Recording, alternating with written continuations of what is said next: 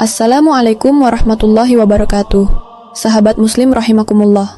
Selamat datang kembali di channel Permata Islam yang membahas seputar kisah islami penuh hikmah. Di banyak rekaman lama, suara Gus Dur terdengar tenang. Tidak meledak-ledak, tidak pula penuh tekanan. Kalimat-kalimatnya sering terasa ringan, bahkan kadang diselipi humor yang membuat orang tertawa setengah bingung. Namun justru disitulah banyak orang mulai keliru membaca sosok ini. Sebagian menganggapnya tidak serius. Sebagian lain menilainya nyeleneh. Ada pula yang menyebutnya aneh, terlalu santai untuk urusan besar, terlalu jujur untuk dunia kekuasaan. Padahal, di balik cara bicaranya yang sederhana, Gus Dur menyimpan cara pandang yang tidak biasa terhadap dunia. Ia tidak melihat manusia sekadar dari jabatan. Tidak menilai konflik dari siapa yang paling kuat. Tidak membaca masa depan dari tanda-tanda spektakuler. Gus Dur membaca sesuatu yang sering luput dari perhatian banyak orang, arah batin manusia. Dan dari sanalah, ia menarik kesimpulan-kesimpulan yang kerap terasa mendahului zamannya. Ketika orang sibuk bertanya siapa menang dan siapa kalah, Gus Dur justru bertanya, siapa yang kehilangan nurani. Ketika publik menunggu solusi cepat, ia memilih bicara tentang proses panjang. Ketika masyarakat ingin jawaban hitam putih, Gus Dur malah hadir dengan jawaban yang terasa abu-abu, membuat banyak orang tidak nyaman. Ketidaknyamanan itulah yang sering disalahartikan sebagai keanehan. Dalam banyak peristiwa penting, Gus Dur justru tampil berlawanan dengan ekspektasi. Ia bisa duduk santai di tengah ketegangan politik. Ia bisa tertawa ketika orang lain marah. Ia bisa membela kelompok yang sedang dibenci, bukan karena ingin populer, tetapi karena merasa keadilan sedang terancam. Sikap-sikap semacam ini membuatnya sering dikritik, bahkan oleh mereka yang sebelumnya mengaguminya. Namun Gus Dur tidak pernah tampak tergesa-gesa menjelaskan dirinya. Ia seolah paham bahwa tidak semua hal perlu dipahami sekarang. Cara Gus Dur membaca kekuasaan juga jauh dari pola umum. Kekuasaan baginya bukan tujuan, melainkan alat yang sangat berbahaya jika jatuh ke tangan yang salah. Karena itu, ia tidak pernah terlihat terikat mati-matian pada jabatan. Ia bisa berada di puncak, lalu turun tanpa dendam. Bisa diserang, lalu tetap memilih memaafkan. Sikap ini membuat banyak orang bingung. Bagaimana mungkin seseorang tidak memanfaatkan kekuasaan untuk membalas? Jawabannya mungkin sederhana, tapi sulit dipraktikkan, karena ia tidak melihat kekuasaan sebagai milik dirinya. Dalam konflik, Gus Dur tidak sibuk memilih kubu yang paling kuat atau paling populer. Ia justru mendekati mereka yang tersisih, yang suaranya pelan, yang sering disalahkan tanpa didengar. Ini bukan sikap politis dalam arti sempit. Ini adalah refleksi dari cara pandangnya tentang manusia. Bahwa setiap konflik selalu memiliki lapisan batin yang lebih dalam dari sekadar pertarungan kepentingan. Banyak orang menunggu Gus Dur berbicara tentang masa depan. Tentang apa yang akan terjadi. Tentang siapa yang akan muncul. Tentang arah bangsa. Namun Gus Dur jarang, bahkan hampir tidak pernah, berbicara tentang masa depan dalam bentuk ramalan. Ia tidak menyebut tanggal. Tidak mengutip tanda-tanda langit, tidak membangun sensasi. Sebaliknya, ia berbicara tentang sikap, tentang bagaimana manusia seharusnya bersikap hari ini, jika ingin selamat esok hari, tentang bagaimana keadilan harus ditegakkan sekarang, bukan nanti, tentang bagaimana kebencian kecil yang dipelihara hari ini, bisa berubah menjadi kehancuran besar di masa depan. Bagi sebagian orang, ini terdengar mengecewakan, terlalu membumi, terlalu sederhana, tidak dramatis. Padahal justru disitulah letak kedalaman cara pandangnya. Gus Dur seakan mengingatkan bahwa masa depan tidak selalu datang sebagai kejutan besar. Ia sering tumbuh pelan-pelan, dari kebiasaan kecil yang diabaikan. Sikap-sikap Gus Dur seringkali dipahami secara terbalik. Ketika ia tertawa di tengah situasi genting, orang mengira ia tidak peduli. Padahal bisa jadi ia sedang melihat sesuatu yang lebih jauh dari sekadar ketegangan sesaat. Ketika ia membela kelompok minoritas, sebagian menuduhnya mengorbankan mayoritas. Padahal ia sedang menjaga prinsip yang lebih besar, keadilan tidak boleh tunduk pada jumlah. Bahkan ketika Gus Dur memilih diam, diamnya sering disalahartikan sebagai kelemahan. Padahal, dalam banyak tradisi kebijaksanaan, diam justru adalah bentuk keberanian tertinggi, keberanian untuk tidak menambah kebisingan di dunia yang sudah terlalu ramai oleh ego. Ia tidak membangun citra sebagai tokoh suci. Ia tidak meminta dipuja. Ia bahkan kerap merendahkan dirinya sendiri dengan humor. Tapi disitulah letak keistimewaannya. Ia tidak sedang membangun sosok, melainkan menjaga kejernihan batin. Sebuah kejernihan yang membuatnya bisa berdiri di tengah pusaran, tanpa ikut hanyut. Keanehan Gus Dur, jika boleh disebut demikian, sebenarnya bukan pada tindakannya, melainkan pada keteguhannya untuk tetap waras di dunia yang makin kehilangan arah. Dunia yang lebih menghargai suara keras daripada suara jujur. Dunia yang lebih tertarik pada simbol daripada substansi. Dan mungkin, itulah sebabnya mengapa ucapan-ucapannya sering terasa relevan jauh setelah ia pergi. Bukan karena ia meramal masa depan, tetapi karena ia memahami manusia. Ia memahami bahwa ketika batin manusia mulai keruh, kekuasaan akan berubah menjadi alat penindasan. Ia memahami bahwa ketika keadilan diperlakukan sebagai alat tawar-menawar, masyarakat akan mulai kehilangan pegangan. Ia memahami bahwa kegelisahan umat bukan muncul tiba-tiba, melainkan tumbuh dari ketidakjujuran yang dibiarkan terlalu lama. Semua itu dibacanya bukan dari buku ramalan, melainkan dari kejernihan batin. Dan dari titik inilah, perlahan, kita mulai memahami bahwa apa yang sering disebut keanehan, itu sesungguhnya adalah kejernihan yang langka. Kejernihan yang tidak banyak dimiliki di zaman yang penuh kebisingan. Kejernihan yang membuat seseorang mampu melihat lebih dalam, lebih jauh, dan lebih sunyi. Sebuah kejernihan batin yang kelak akan berhadapan dengan kegelisahan yang lebih besar, bukan hanya pada satu bangsa, tetapi pada umat secara keseluruhan. Di titik inilah banyak orang mulai menyebut sesuatu yang selama ini terasa sulit dijelaskan dengan bahasa sehari-hari. Sebuah istilah lama yang sering disalahpahami, dipersempit, bahkan diperdagangkan secara murahan, karomah. Padahal dalam makna spiritual yang paling dasar, karomah tidak pernah dimaksudkan sebagai pertunjukan.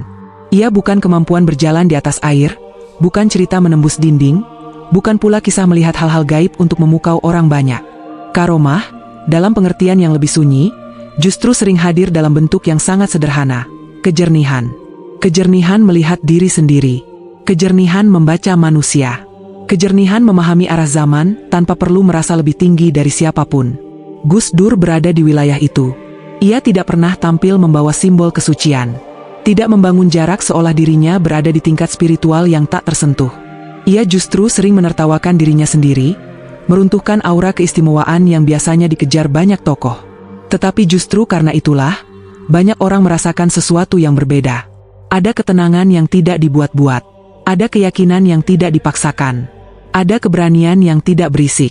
Dalam tradisi Islam, karomah tidak lahir dari ambisi untuk menjadi istimewa. Ia justru muncul dari hati yang tidak sibuk mengurus dirinya sendiri. Hati yang tidak tergoda kekuasaan. Hati yang tidak silau oleh pujian. Hati yang tidak goyah meski dibenci. Dan ciri-ciri itulah yang terus-menerus terlihat dalam perjalanan hidup Gus Dur. Ketika kekuasaan datang, ia tidak berubah menjadi sosok yang menakutkan. Ketika kekuasaan pergi, ia tidak berubah menjadi sosok yang pahit.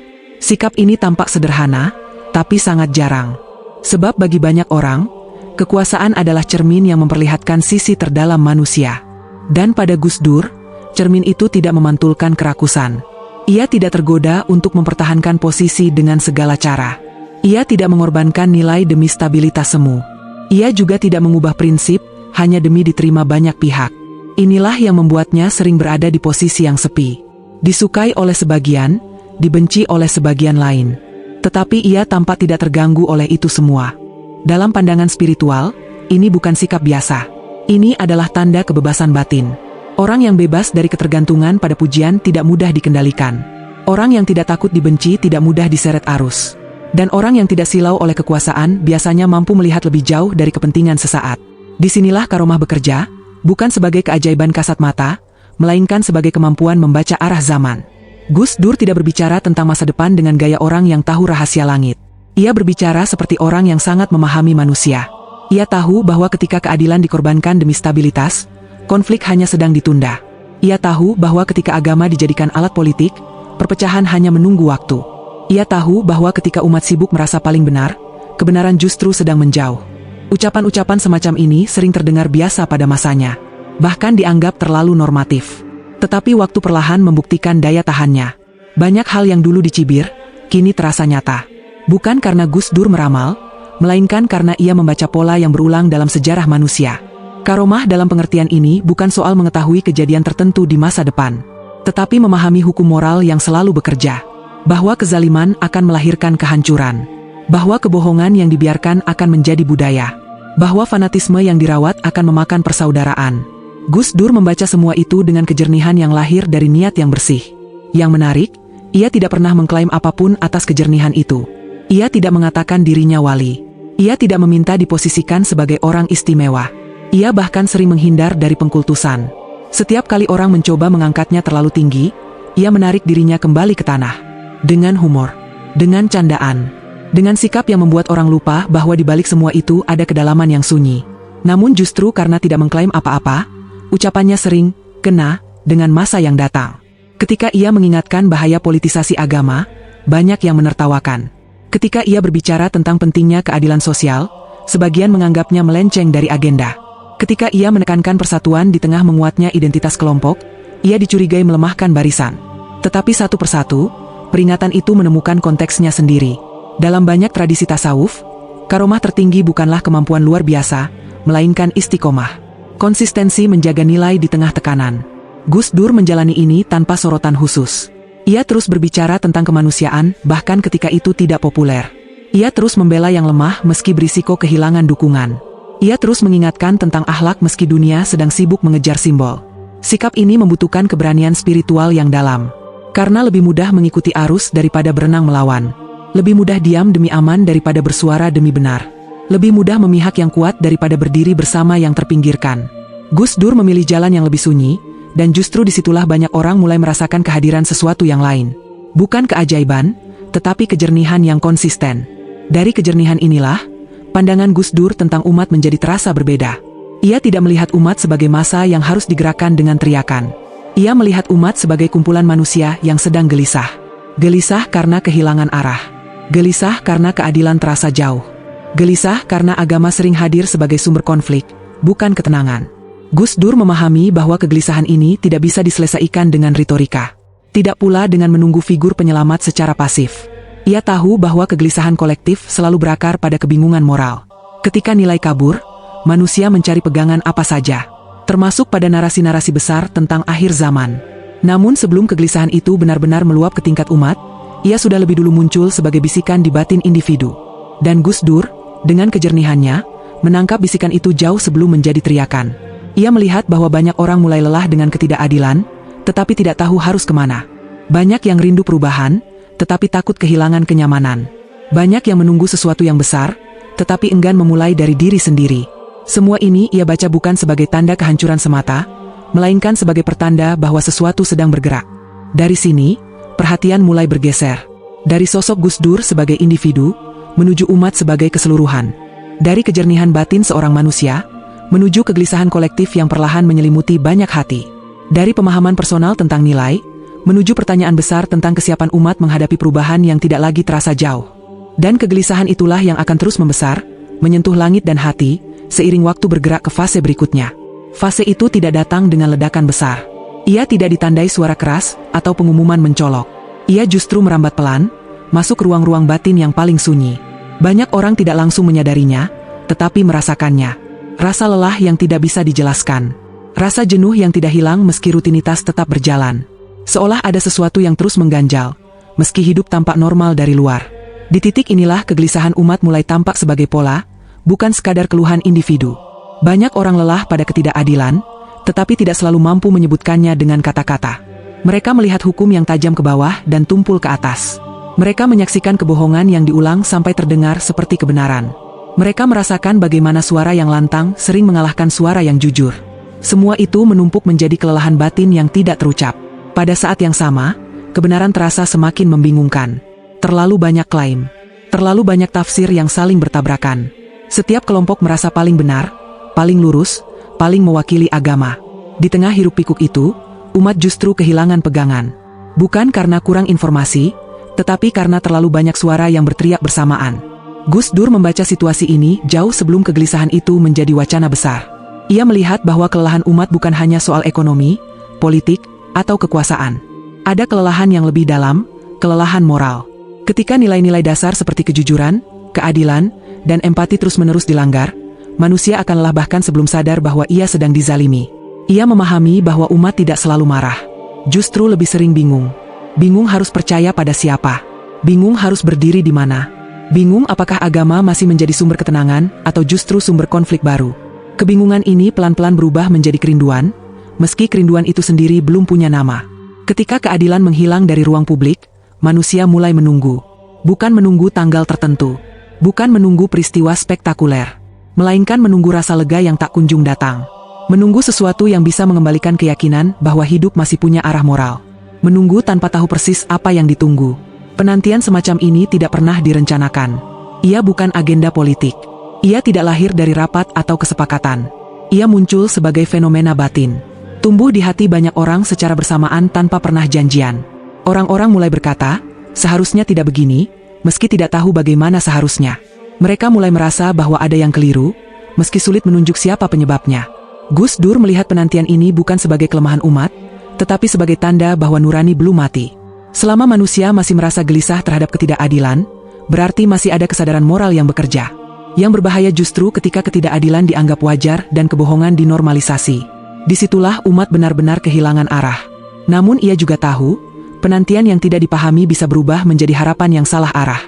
Ketika lelah berkepanjangan, manusia cenderung mencari jalan pintas, mencari figur, mencari simbol, mencari narasi besar yang menjanjikan perubahan instan. Pada fase inilah banyak wacana akhir zaman mulai terasa dekat, bukan karena tanda-tanda kosmik, tetapi karena kondisi batin umat yang rapuh. Gus Dur tidak menertawakan kecenderungan ini. Ia memahaminya sebagai respons manusiawi. Ketika dunia terasa tidak adil, manusia secara naluriah merindukan keadilan yang lebih tinggi. Ketika sistem gagal, manusia berharap pada sesuatu yang melampaui sistem. Namun ia mengingatkan dengan caranya sendiri, bahwa penantian semacam ini harus dibaca dengan hati-hati. Ia jarang sekali berbicara tentang masa depan dengan menunjuk tokoh atau peristiwa. Ia tidak menyebut nama, tidak pula membangun euforia. Ia justru mengajak melihat ke dalam. Bertanya pada diri sendiri, mengapa kita begitu lelah? Mengapa kita begitu rindu perubahan? Dan apa yang sebenarnya kita harapkan dari perubahan itu? Dalam banyak kesempatan, ia menyinggung bahwa keadilan bukan sekadar konsep besar di panggung sejarah.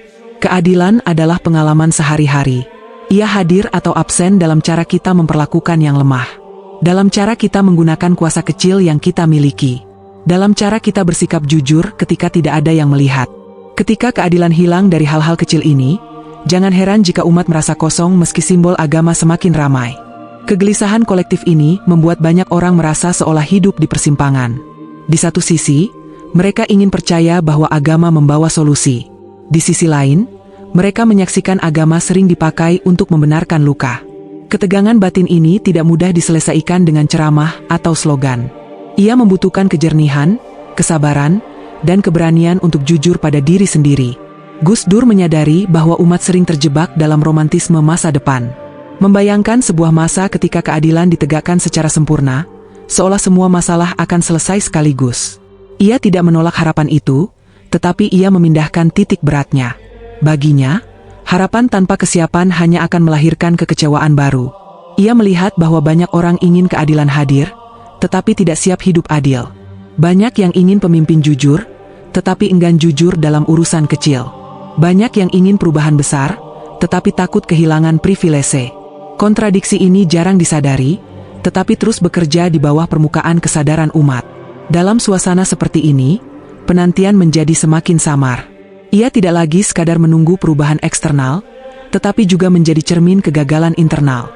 Gus Dur membaca ini sebagai tanda bahwa persoalan umat tidak bisa diselesaikan hanya dengan mengganti aktor. Ada sesuatu yang lebih mendasar yang perlu dibenahi, orientasi hati. Ia sering menekankan bahwa agama tidak pernah menjanjikan dunia tanpa ujian. Justru sebaliknya, ujian adalah cara Allah menguji kualitas iman. Ketika umat berada dalam kondisi lelah dan bingung, itu bukan tanda ditinggalkan, melainkan tanda sedang diuji. Pertanyaannya bukan kapan keadilan datang, tetapi apakah umat siap menegakkan keadilan ketika kesempatan itu muncul. Nada bicara Gus Dur dalam hal ini selalu tenang. Ia tidak menekan, tidak mengancam, tidak menakut-nakuti dengan gambaran bencana. Ia lebih memilih mengajak orang bercermin. Sebab menurutnya, perubahan yang bertahan lama selalu dimulai dari kesadaran, bukan ketakutan. Kegelisahan yang ia baca bukan milik satu generasi saja. Ia berulang dalam sejarah. Setiap kali keadilan menjauh, setiap kali kebenaran diperebutkan, umat akan sampai pada titik lelah. Dan setiap kali itu pula, muncul kerinduan akan sesuatu yang lebih lurus, lebih adil, lebih menenangkan. Kerinduan inilah yang terus hidup, meski namanya jarang disebut terang-terangan. Tanpa menyebut tokoh, tanpa menyebut waktu, Gus Dur seolah menunjukkan bahwa penantian terbesar umat bukan pada sosok tertentu, melainkan pada kembalinya nilai. Pada hadirnya keadilan yang tidak pilih kasih. Pada lahirnya kepemimpinan moral, entah dalam skala besar atau kecil. Dan penantian itu, sadar atau tidak, sedang berlangsung di dalam diri banyak orang hari ini. Rasa lelah itu kini terasa semakin dekat. Bukan karena dunia semakin gelap, tetapi karena cahaya yang dulu dianggap biasa kini terasa langka. Dan di tengah kelelahan serta kerinduan yang belum bernama itulah, umat perlahan bergerak menuju fase berikutnya. Fase ketika penantian tidak lagi sekadar rasa, tetapi mulai mencari makna. Pada titik inilah nama yang selama ini beredar setengah berbisik mulai muncul di benak banyak orang. Bukan karena disebut terang-terangan, tetapi karena kondisi batin umat seolah mendorongnya ke permukaan. Imam Mahdi hadir bukan sebagai tokoh panggung, melainkan sebagai pertanyaan sunyi, tentang keadilan, tentang arah, tentang kesiapan. Ia tidak datang bersama dentuman sensasi, tetapi menyelinap lewat kegelisahan yang tak terjawab. Dalam banyak narasi populer, Imam Mahdi sering digambarkan sebagai figur spektakuler, datang tiba-tiba, mematahkan semua kezaliman, menyelesaikan kekacauan dunia dalam satu tarikan waktu. Gambaran ini memikat, karena ia menawarkan jalan pintas dari kelelahan panjang. Namun cara pandang semacam ini justru berisiko mengaburkan makna terdalamnya. Ia menggeser fokus dari perubahan batin menuju harapan instan, dari tanggung jawab moral menuju penantian pasif. Gus Dur tidak pernah membicarakan Imam Mahdi dengan bahasa sensasi. Bahkan nyaris tidak pernah menyebutnya secara eksplisit. Tetapi kerangka berpikirnya tentang keadilan, kepemimpinan moral, dan kesiapan umat bergerak searah dengan makna terdalam dari figur itu. Baginya, tokoh apapun yang diharapkan hadir di akhir zaman bukanlah pengganti nurani umat, melainkan ujian bagi nurani itu sendiri. Imam Mahdi, dalam pemahaman yang lebih jernih, bukan sekadar sosok yang datang untuk membela yang benar. Ia adalah cermin yang memantulkan keadaan umat yang menyambutnya. Jika keadilan menjadi seruan, tetapi ketidakadilan masih dipelihara dalam kehidupan sehari-hari, maka yang diuji bukanlah zaman, melainkan kejujuran iman. Jika kebenaran diharapkan turun dari langit, sementara kebohongan dibiarkan tumbuh di bumi, maka penantian berubah menjadi kontradiksi. Gus Dur sering menekankan bahwa keadilan tidak pernah lahir dari kemarahan semata. Ia tumbuh dari kejernihan batin yang berani menolak kebencian, bahkan ketika kebencian terasa sah. Dalam konteks ini, Imam Mahdi bukan figur yang memuaskan amarah kolektif, melainkan simbol keadilan yang menuntut kedewasaan moral. Ia bukan jawaban bagi mereka yang ingin menang, tetapi tantangan bagi mereka yang ingin adil. Banyak orang bertanya tentang tanda-tanda akhir zaman dengan semangat menghitung. Menghitung peristiwa, menghitung gejala, menghitung kemungkinan. Gus Dur justru mengalihkan perhatian dari hitungan ke sikap. Ia melihat bahwa tanda paling serius dari zaman yang berat bukanlah gempa atau konflik besar, melainkan hilangnya empati dan normalisasi kebohongan. Ketika manusia terbiasa melihat ketidakadilan tanpa merasa terganggu, disitulah zaman benar-benar berada di ambang krisis moral.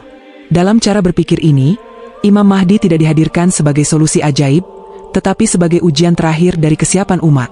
Ujian tentang apakah keadilan hanya diinginkan ketika menguntungkan, atau dijunjung bahkan ketika merugikan diri sendiri. Ujian tentang apakah kebenaran dibela karena ia benar, atau karena ia berada di pihak kita. Ujian tentang apakah agama dijadikan cahaya, atau sekadar alat pembenaran. Gus Dur memahami bahwa manusia cenderung mencari simbol ketika lelah. Simbol memberi harapan, memberi rasa terarah. Namun ia juga tahu bahwa simbol tanpa kesiapan akan melahirkan kekecewaan. Banyak kegagalan besar dalam sejarah bukan karena cita-cita yang keliru, tetapi karena mentalitas yang belum matang. Harapan yang terlalu besar pada figur seringkali menjadi cara halus untuk menghindari tanggung jawab pribadi. Karena itu, ia lebih sering berbicara tentang kesiapan moral daripada kedatangan tokoh. Kesiapan untuk bersikap adil bahkan ketika tidak ada yang memuji. Kesiapan untuk berkata benar meski sendirian. Kesiapan untuk memihak yang lemah tanpa menunggu legitimasi mayoritas. Semua ini adalah fondasi yang jauh lebih menentukan daripada pengetahuan tentang nama atau waktu. Dalam perspektif ini, Imam Mahdi menjadi simbol keadilan yang menuntut ruang dalam diri manusia. Ia bukan sosok yang datang untuk menggantikan usaha, melainkan untuk menguji apakah usaha itu pernah sungguh-sungguh ada. Ia tidak datang untuk menghapus luka tanpa bekas, tetapi untuk menilai siapa yang selama ini berusaha tidak melukai. Gus Dur pernah menunjukkan bahwa kepemimpinan sejati selalu lahir dari keberanian moral, bukan dari klaim suci. Ia lahir dari kesediaan menanggung risiko demi kebenaran. Dalam kerangka ini, akhir zaman bukanlah panggung pertunjukan kosmik, melainkan arena ujian batin. Siapa yang tetap jujur ketika dusta lebih menguntungkan? Siapa yang tetap adil ketika ketidakadilan lebih aman? Banyak orang ingin tahu kapan Imam Mahdi datang, seolah waktu adalah kunci utama. Namun pertanyaan yang lebih dalam justru jarang diajukan, bagaimana kondisi hati umat yang menunggu? Sebab waktu, dalam banyak hal, hanya akan memperjelas apa yang sudah ada. Jika hati dipenuhi dendam, yang datang akan ditafsirkan sebagai pembenaran dendam. Jika hati dipenuhi kejernihan, yang hadir akan dibaca sebagai panggilan tanggung jawab. Gus Dur, dengan ketenangannya, seakan mengingatkan bahwa akhir zaman bukan soal kejar-kejaran dengan masa depan, tetapi kejujuran menghadapi masa kini. Apa yang kita bela hari ini? Siapa yang kita lukai dengan dalih kebenaran? Kompromi apa yang kita lakukan atas nama kenyamanan? Semua itu adalah bagian dari ujian yang jauh lebih nyata daripada spekulasi besar. Imam Mahdi, dalam makna ini, bukan figur sensasi yang memuaskan rasa ingin tahu, tetapi simbol yang menantang rasa aman palsu. Ia memaksa umat bercermin, apakah keadilan benar-benar dirindukan, atau hanya diucapkan? Apakah perubahan sungguh diinginkan, atau hanya dibayangkan tanpa kesiapan berkorban? Nada Gus Dur selalu menghindari penghakiman. Ia tidak menunjuk siapa yang benar atau salah dengan mudah. Ia lebih memilih membuka ruang refleksi. Karena baginya, iman yang dewasa tidak tumbuh dari ketakutan akan hukuman, tetapi dari kesadaran akan tanggung jawab. Dalam suasana akhir zaman, kesadaran inilah yang paling langka sekaligus paling dibutuhkan. Maka ketika nama Imam Mahdi disebut, seharusnya yang bergetar bukanlah rasa penasaran, melainkan nurani. Bukan euforia, melainkan kewaspadaan batin. Sebab ujian terbesar bukan pada siapa yang datang, tetapi pada siapa kita ketika ia datang.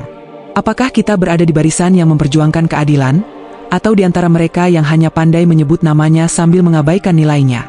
Pertanyaan itu tidak menuntut jawaban cepat. Ia menuntut kejujuran yang sunyi.